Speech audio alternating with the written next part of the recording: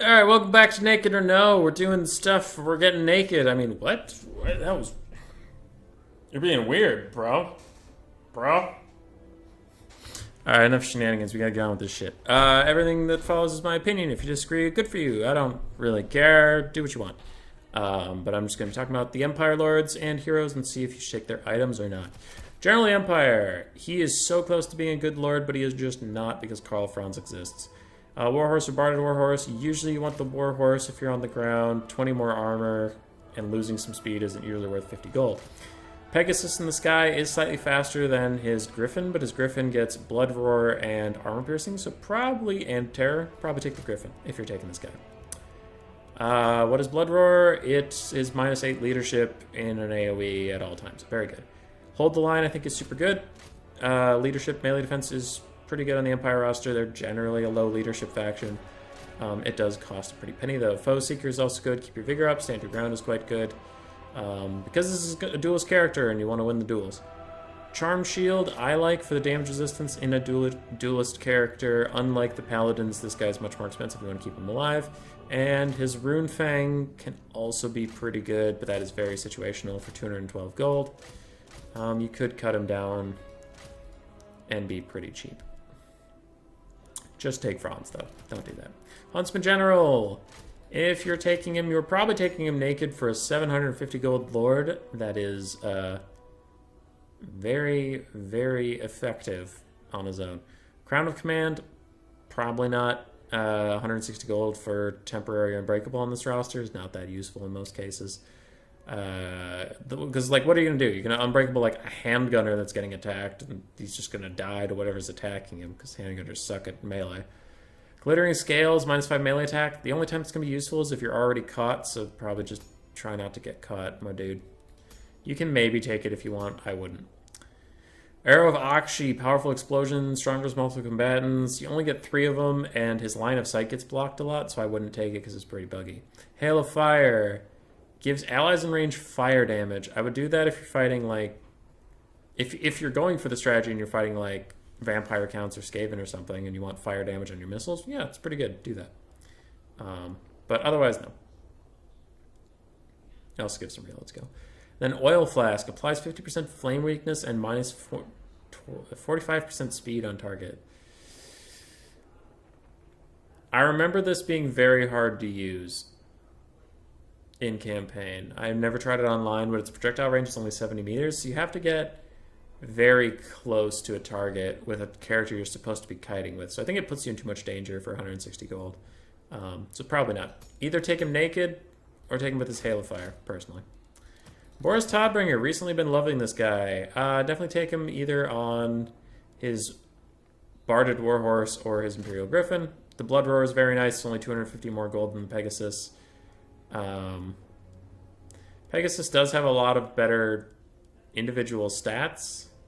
You get armor piercing on your Griffin, you get the Blood Roar, you get Terror. It's very good. Alright, Hold the Line is quite good. Crush the Weak. An Empire main Killing Smalls recently told me that Crush the Weak sucks. I tend to take it. Cannot target. So if a target's leadership is lower than 50%, you're gonna hit them with a -5 melee attack and melee defense debuff. 132 gold. But I guess Smalls might have a point, because if your target's gonna be below 50%, they're either gonna Terror route, or if they're ITP, hopefully you can route them soon, but the -5 melee attack and melee defense might not be worth it. So maybe cut that. Alright, Smalls. Alright, you win this round. Deadly Onslaught, up to you. It's situationally good. I would always take Foe Seeker for the Vigor. I just think that's super good. Deadly Onslaught, that one's up to you, situationally good. Light Cloak of Ulrich. I would usually take this. -10 melee attack, -5% speed, but 230 gold is a lot. Depends on what you're doing with your army. Depends on what you're doing with good old Boris. And Midland Runefang you usually want to take for the regen. Because if you're not taking Boris for his regen, which is this item, then why aren't you taking Franz? Yeah. His items are very expensive, though. That's one of the things. Because, like, -10 melee attack's good, -5% speed's good, but 220 is a lot. So I'd say this is situational. Deadly Onslaught's situational, too. Gelt. You only take Gelt if you want metal magic on the Empire. Any other reason? That's literally incorrect. On foot if you want him cheap. Warhorse if you want him on the ground. Quicksilver if you want him in the sky. 50 gold, I would take evasion for the speed. And the melee defense. Yeah, that's pretty good. You want Gelt to survive. Metal shifting, we've talked about it before on this channel, but the main point is if you're going to be spamming spells, then take it. But if you're taking them for final trans, don't take it. Because you're going to get this 13-second buff of 10% more damage, like 2, maybe 3 times in a game. That's not worth it. Arcane Conduit, super good. Take it. Either, I mean, spells are spells. You can do what you want, but either probably take Searing Doom or and Plague of Rust, or take just Final Trans. Up to you. Staff of Olens is super good. Take it. 224 gold is a lot, but Winds of Magic are super good. Archlector. Why aren't you just taking Volkmar? But if you insist, probably take him on a standard Warhorse. 25 armor can be a lot, but the speed reduction can suck. So probably just regular Warhorse. Allies in range, leadership. On Volkmar, usually not, but this one it can be fine because it also affects him, so that can be good. Map-wise, 50% miscast chance for 131. No, usually cut that. Grand Hammer Sigmar is super good. Shield Face super good. Soulfire super good, so probably take those 3. I wouldn't take Crown of Command for the reasons we spoke about earlier. The Mace of Hellstrom. 200 gold for 60% more base weapon damage. He has a decent amount of base weapon damage. And fire.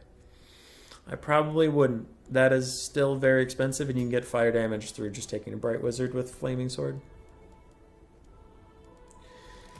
Franzi Poo. Probably take him on his Warhorse or Deathclaw. Pegasus, we talked about this before, but Deathclaw gets Blood Roar, he gets Terror, gets a bunch more armor-piercing damage, though the Pegasus does have slightly better stats in some areas. One of the other things we didn't talk about the Pegasus so far, Pegasuses have bad animations when it comes to like charging targets on the ground or whatever. They kind of stop dead, whereas Deathclaw and like Hippogriffs and Demigriffs and stuff like that have like this extra charge thing where they go flying forward, and that's really good. Hold the Line, very, very good. Franz is a duelist character, so giving him the leadership and melee defense to win the duels is good. Foe Seeker is good for his vigor, unless you're going to take Regrowth. Then if you're taking Regrowth, probably cut it, because you're going to give him vigor back anyway. But his speed to catch his foes is good, especially with only 90 speed from Deathclaw. Stand your ground, very good, take it.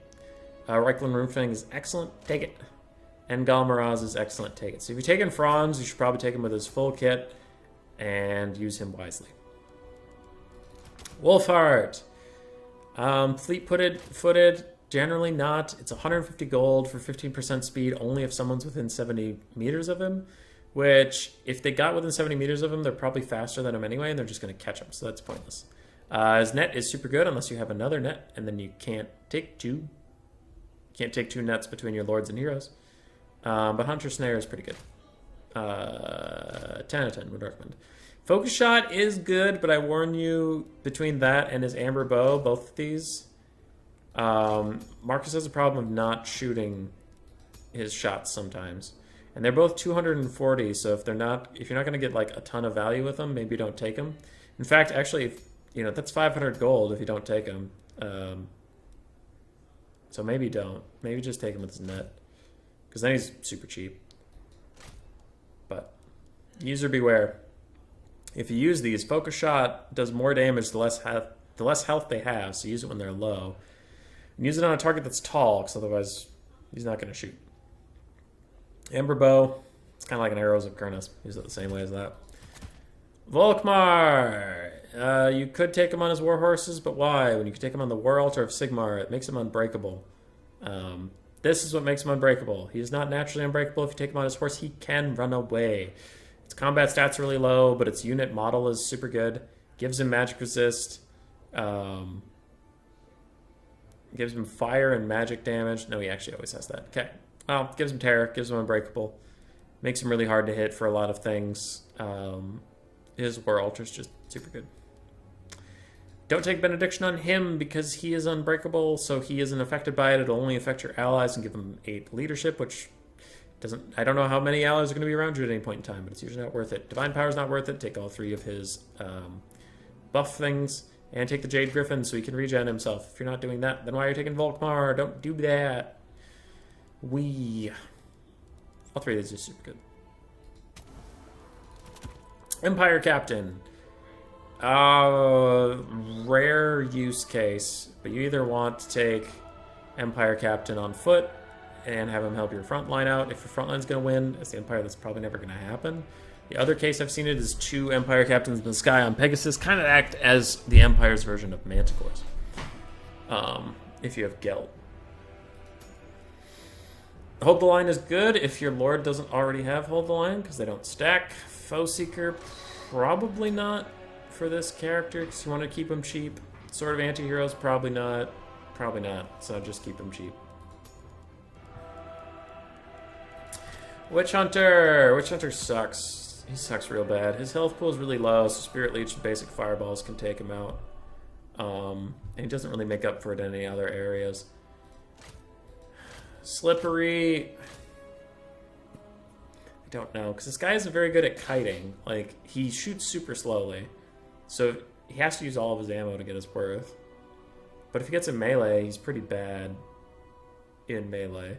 So you really want Slippery, because if he gets caught, you're kind of screwed anyway. Accusation is a good debuff, so take that if you're taking him, otherwise why are you taking him?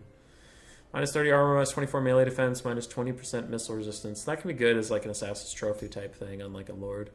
Skull of Katam sucks. Reduced power recharge rate just sucks.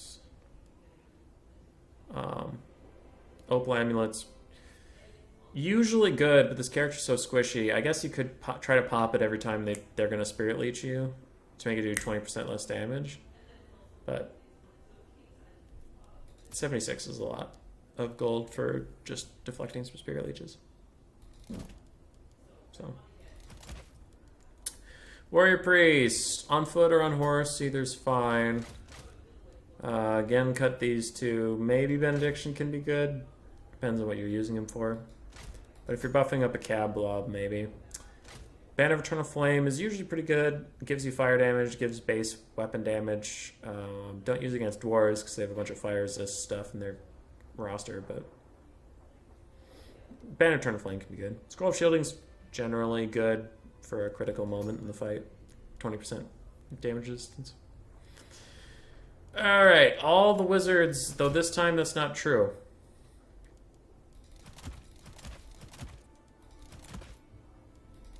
Okay. All the wizards except for the Amber Wizard. Pegasus if you want him in the sky, Warhorse if you want to move around fast, on foot if you just want to be cheap as hell. Spells and lore passives up to you, I don't care. Depends on the wizard, depends on the situation, it's not worth going into in a video. You usually want Power Stone, and you want Blast if they have fire or magic weakness on a critical target you're trying to kill, but otherwise Blast isn't really generally worth 74 gold. So usually don't. Just Power Spell and Power Stone, whatever spells you want, and then you're out. Amber Wizard has the option of having a Griffin, so he can get Blood Roar, he can be a pretty decent melee combatant, he can run around. I would take the Power Stone, then you can give yourself some sick-ass buffs, like Pan's Pelt, Curse of Onrear to debuff your foes. So, he specifically can take Griffin, and I've seen it work. It can be pretty good as a double terror-causing crew, though be careful, he only has 55 leadership, so he's still a big old puss. Felix, on this roster probably don't take him because there's healing other places. If you do take him naked. Gotrek, we've talked about him, probably take him naked. So the 2 naked boys in their naked ways. And that would be it for Empire, I think. Alright, that's what I got. Get out of here. Shoot. Scram.